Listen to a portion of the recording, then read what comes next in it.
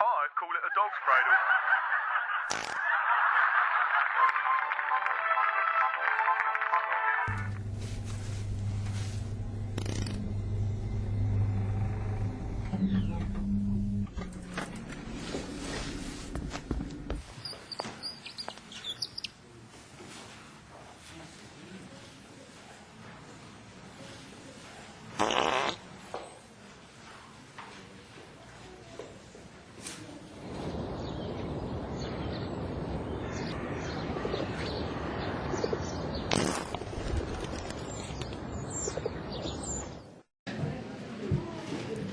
The dog works about the same way.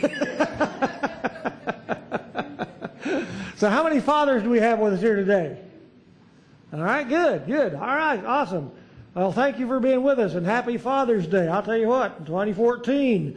And let me just thank you as well, the rest of you as well, for being here. Probably you're here because your dad said at some point in time in your life, get in the car, we're going to church.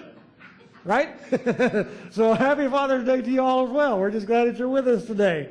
I'll tell you, I've told you this story before, but I like it. I'm going to tell you again about a guy, because it reminds me of my growing up years. The guy said that he was a preacher's kid, and of course, and there's other kids that were raised that way as well. You know, when Sunday came around, there was never any question. You were going to go to church. You know, you didn't ever question that. It was just one of those things that you always did every Sunday, whether you liked it or not. You know, and so when he finally got old enough to where he decided he didn't want to go to church, he said, "Dad, I'm sick." And Dad said, "Well, throw up and prove it." He said, "If you couldn't throw up and prove it, you'd have to go to church." So he said, finally one Sunday he really was sick. He said, "Dad, I'm sick." Dad said, "Throw up and prove it." He said, "I threw up all over the place." Dad said, "Now don't you feel better? Let's go to church."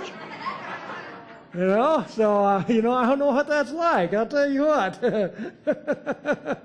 Let me say that as we begin here, that we really couldn't exist without the faithful support of those who support this ministry on a regular monthly basis. As a matter of fact, your support helps keep the life-changing message of grace and freedom in Jesus Christ going out to a world that really, really needs to hear it. Not just here at the El Paso campus, but, you know, across the internet and around the world, there are a lot of people that are looking and seeking for the message of grace and freedom in Jesus Christ. And so it's because of your support that we're able to do that, and I just want to thank you for that, and just ask you to continue that support as well.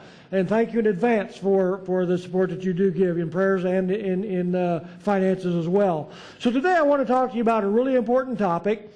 A topic that definitely has to do with us fathers, but not just with us fathers, and specifically, but with all of us, really, because we have a lot of other people that are here, and a lot of other people are viewing us online. There's obviously a lot of other people that are affected by this same thing, who struggle with being raised by parents who may not have been the kind of parents that they maybe should have been, or that we wish they'd have been, or maybe we're not the kind of parents that we wish we could be or had been. So today we're beginning a new series called Parenting Ain't for Sissies. And it ain't.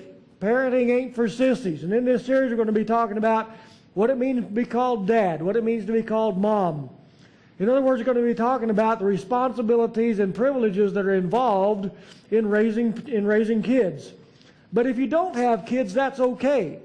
Maybe your kids are grown. Maybe you've never had kids, and or never planned to have kids. Whatever the case might be, this still applies directly to each one of our lives, because we all have children that are in our lives that relate to us in ways that are important to them. We still all have kids that look up to us and see us as a father figure or a mother figure or an authority figure within their lives. And we have great influence upon the children within our community and that we come in contact with each day. So the question is, what does it mean to be called dad? Since we're talking to dads today, Father's Day. I mean, what are the responsibilities that are involved in being a good parent? So in this series, we're going to be talking about those kinds of things. What's involved in being a good parent? Probably more importantly, a better question might be, how can we help our children become the people that God has created them to be? That's probably the bottom line. We a lot of times are worried about being good parents or good fathers or good mothers, But you know what? The bottom line is that if we will help our children to become what God has created them to be, then we will have accomplished our purpose. We will have done what we should be doing. I remember back when I was in probably junior high school. That's been quite a number of years ago now. I hate to think about how many, but it's been a long time back. And I was going to a church where there was this little kid by the name of Gervin. Now, I don't remember names of people that I knew when I was a kid. I don't. I remember the names of very, very few people. I remember the names of some of my very best friends. But other than that, I couldn't tell you a single person I graduated with. Of course, I graduated with a class that I was only with for about 6 months, but I have absolutely no idea what any of their names might be. I have a few names in my head from high school, from the high school kids that I went to high school with through most of my high school years. There's a few names that are there. But I remember this kid. His name was Gervin. And I was in junior high school at the time, and he was going to the same church that I was going to. And Derek was quite a kid, to say the least. He was a real little kid. I don't know exactly how old he was back then. I assume he was probably 5 or 6 years old, maybe 6 or 7 years old, something like that. And even though Derek's parents never seemed to notice, Derek was the kind of kid that made Dennis the Menace look like an outright angel. That's why this kid sticks in my memory. Because I've seen some bad kids in my day, and I'm sure that you all have too, but you needed to meet Gervin. If you want to see any other kid I've seen since then has not held a candle to Gervin. I mean, Derek wasn't one to play favorites either. He would spit on everybody. Didn't matter. Kids, adults, the pianist, the preacher, the pastor's wife, it didn't make any difference. I'm telling you, Gervin's salivary glands were very, very well developed for his age. He could make more spit than any kid I ever saw. He was something else. On the other hand, if any person ever dared to, stay away or to get within spitting distance, if you decided that this kid was going to spit on you, if you got within spitting distance, and you decided to stay outside of that that boundary, which was quite a ways, he could spit a long ways.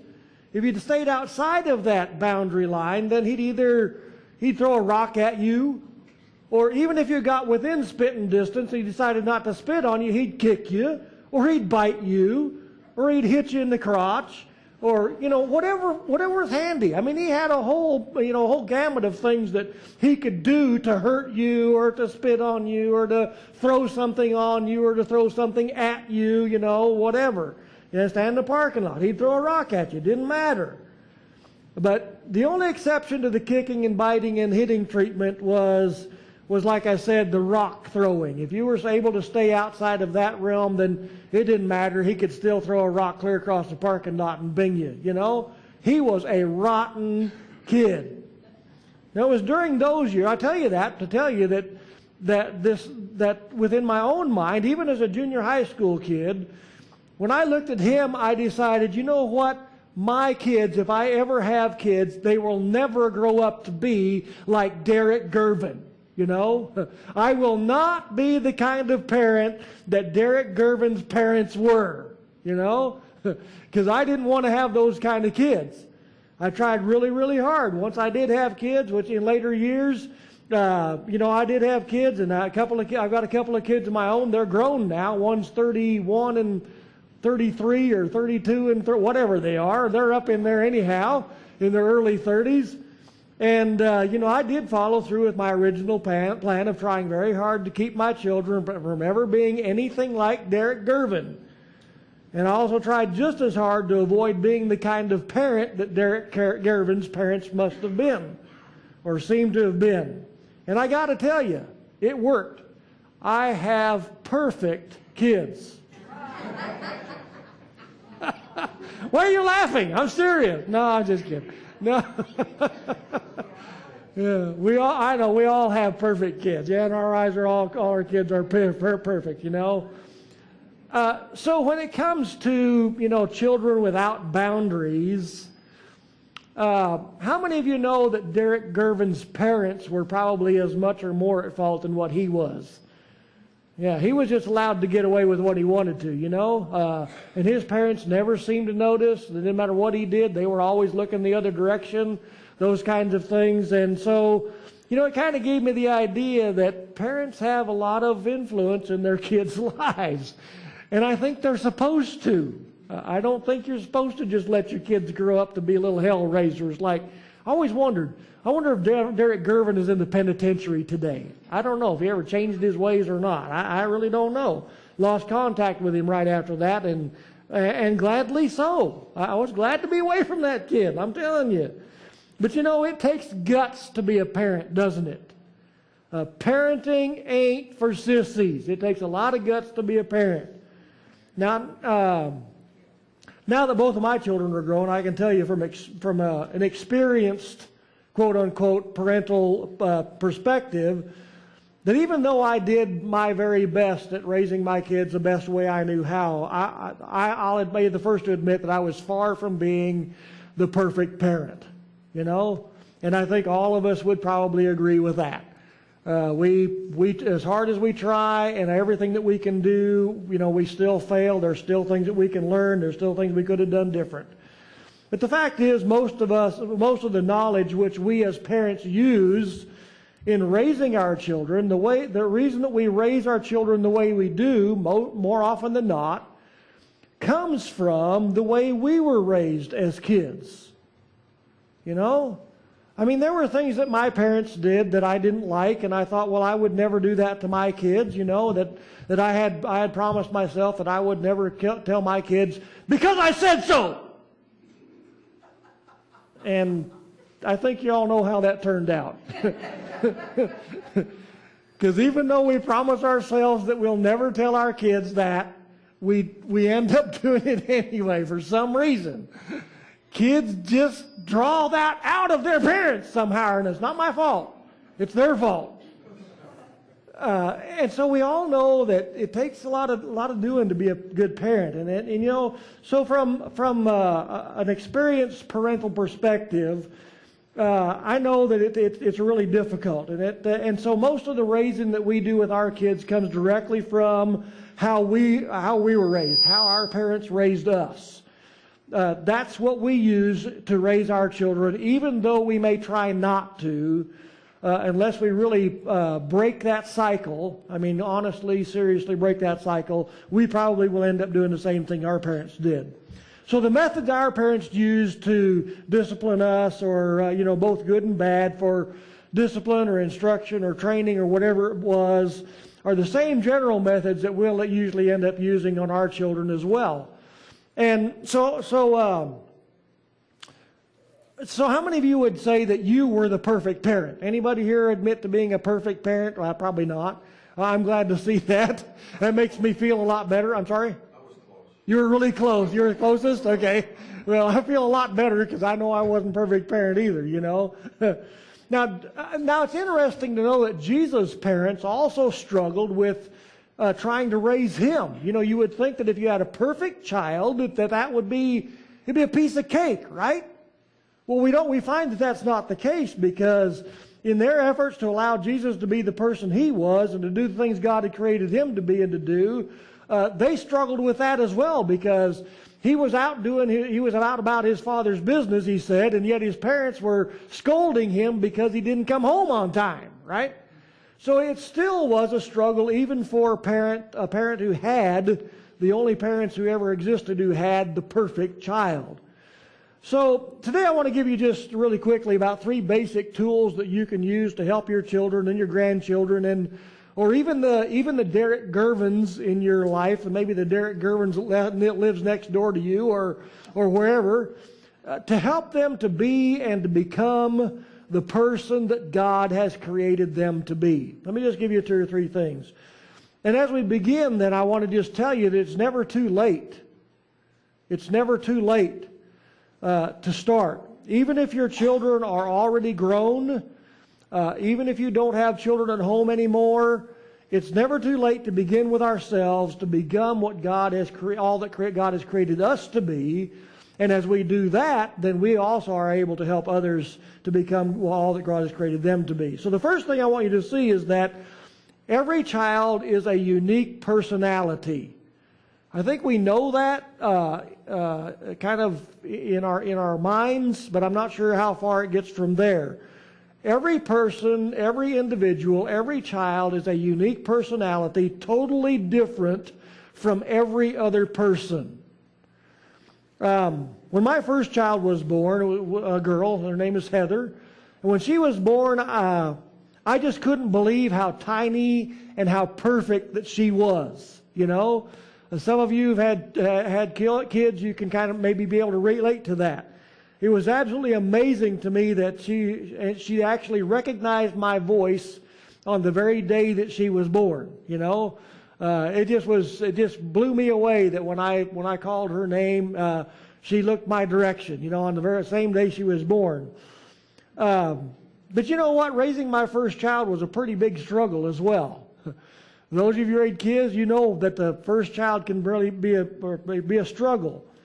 I remember one time that I was left to care for that cute little baby. I hadn't but just a few weeks old, and Mama needed a break, so Mama and Grandma decided that they would go shopping down at the mall for a little while. And so I was terrified to have to take care of that little baby all by myself there in that great big house, and nobody around and no vehicle to get out of there, all those kind of things. You know, I was terrified. But they both assured me that they left plenty of, you know, bottles there to feed her. All I had to do was stick a bottle in her face, you know, and change the diapers when the diapers got dirty. As a matter of fact, they bought some special diapers that were back then, you know, that back then everything was cloth diapers, but the those newfangled contraptions, those throwaway diapers had just come out. I'm aging myself, I know.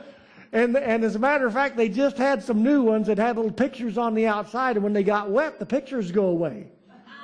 So I didn't have to stick my finger down in there to find out if it was dirty, you know.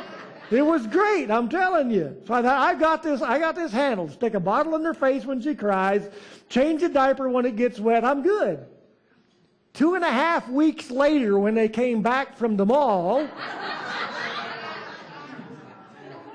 every bottle was gone, every diaper was dirty, and she was screaming at the top of her lungs. I still haven't got over it. Wow. Whew. That was quite the baby experience, let me tell you. I was a nervous wreck by the time they got back. Okay, so after I got a couple of years of baby experience under my belt, I thought, okay, I can handle another one. We'll be all right. I figured, hey, with all the experience I got from the first one, second one's going to be a piece of cake. Well, yeah, I was wrong on that one too. So one of the major factors in understanding our children is knowing that no matter how many children we have, they are all unique, different, totally different personalities and people. And we've got to raise them in that way.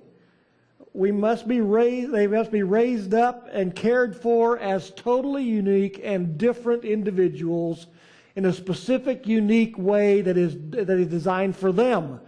Not the way we raised all the other kids, but every kid being different, we've got to raise each one as an individual with their own different ideas and the ways they think. I mean, you know, I found out that even just with the two that I have, that one would willingly go down for a nap in the afternoon, and the other one would play until they just drop in their tracks, you know, and you couldn't do it any other way. You know, one liked to read and excel in mathematics, and the other was constantly taking things apart just to see how they work. I'm telling you what, on the stereo, buttons were pushed and knobs were turned all the time, you know. And every toy in the house, if it had parts that could be taken off, it was a part. You know? I remember one time we lost, he always heated with wood stove, and you got this handle that, it's used to open the door, and then you put the handle up so that it doesn't get hot. And that handle disappeared one day.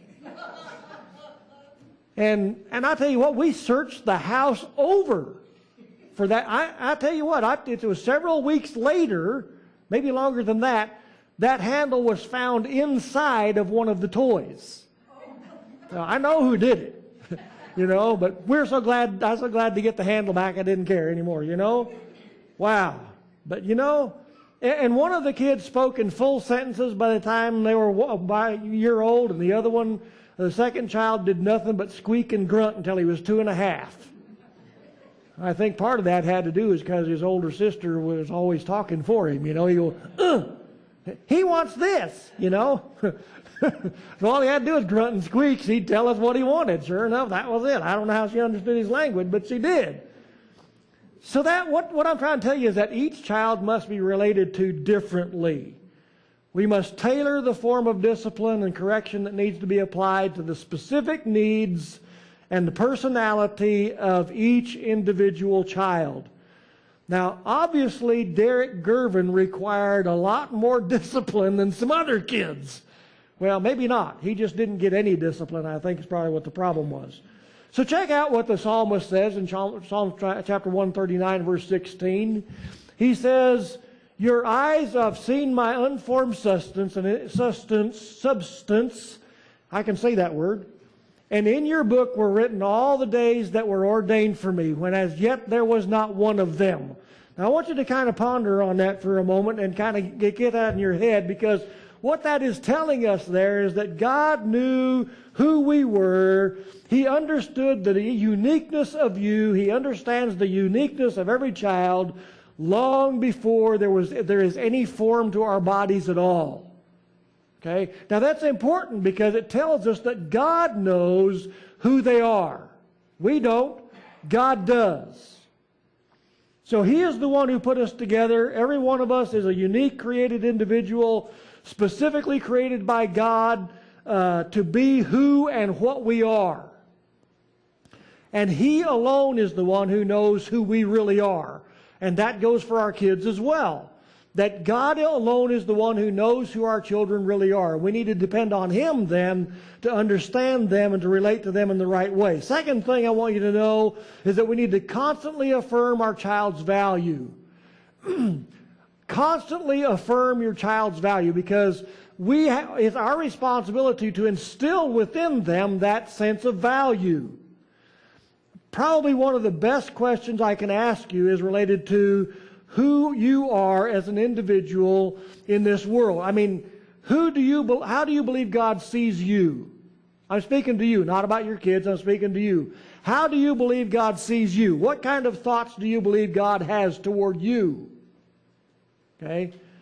Because many of the problems we have with our own self-image come from, now listen carefully, the reason I asked you that question, who do you see God as being? How do you think God relates to you? Is because many of the problems that we have with our own self-image come from the negative things that we were either told directly or the vibes that we felt from our parents while we were growing up. So if you have negative feelings about yourself, you probably got them from your parents. I know. It's hard to think that your parents would ever do any such a thing to you. I'm sure they didn't mean to. I don't think they, just like you with your kids, you don't intend to do that. But you know what? Unless we work on the positive side of that, the negative side tends to come out. And that's why I'm saying to you that we need to really work on, we need to affirm our child's value. Always, constantly. Because the negative vibes that we got from our parents are automatically projected upon God. That's who we think God is. I hope you're seeing the cycle. Because we got the negative vibes that we got from our parents give us those negative vibes. And the reason, and so because our parents were that way, then we think God is that way as well. Because when we're kids, Our parents are God. How many of you can remember? I can. How many of you can remember the day when you realized that your child didn't see you as God anymore? Yeah, I can. It was kind of a blow to my ego, quite honestly, when my child finally said, "Wait a minute, no." Instead of just, doing everything I said, they finally got old enough to think for themselves for a change, and that I wasn't God anymore. Well, the fact is that our children see us as kind of a God in that sense. And I mean that not in a derogatory sense, but because you are their universe at that point in time. And so because of that, then however we are, then they also project that upon God. Same with you. However you are raised, and actually you can use that in the backward sense and say, however you view God, that's probably what your parents were like. Unless you've come to understand the grace and the freedom that's in Jesus Christ by understanding what big G grace is about, like we talk about here all the time. So, whatever our parents were like, we think that's who God is. Well, is that who God is? Is God like our parents? Oh, God, I hope not. Wow, that'd be horrible, wouldn't it? So David says in verses 17 and 18, he said, "How precious are your thoughts to me, O God!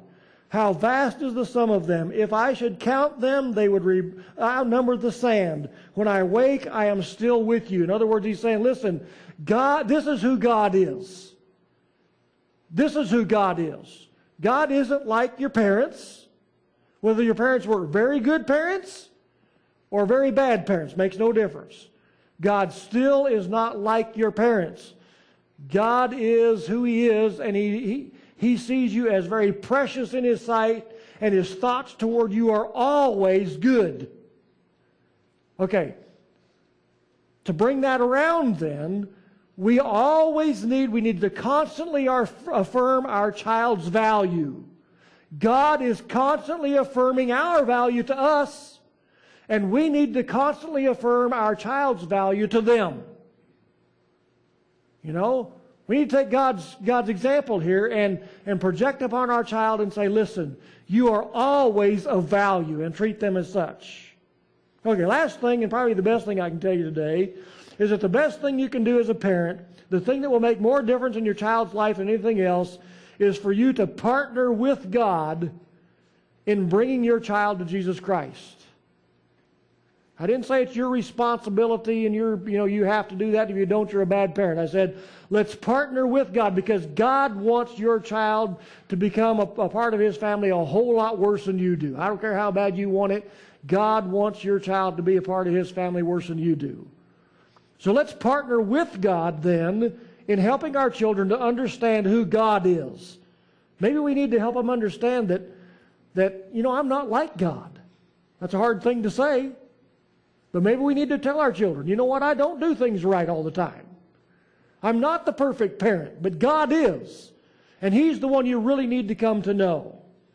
One of the most awesome things about God is that He is constantly seeking us out, hunting us down, chasing us down, using every possible opportunity within our lives to bring us to Himself, to help us to understand that He wants to give His life to us and His abundant life to us. So one of the first important tools that God uses within our lives to draw us to Himself, probably the most important tool that God uses within our life to draw us to Himself, is our parents. And especially our dads.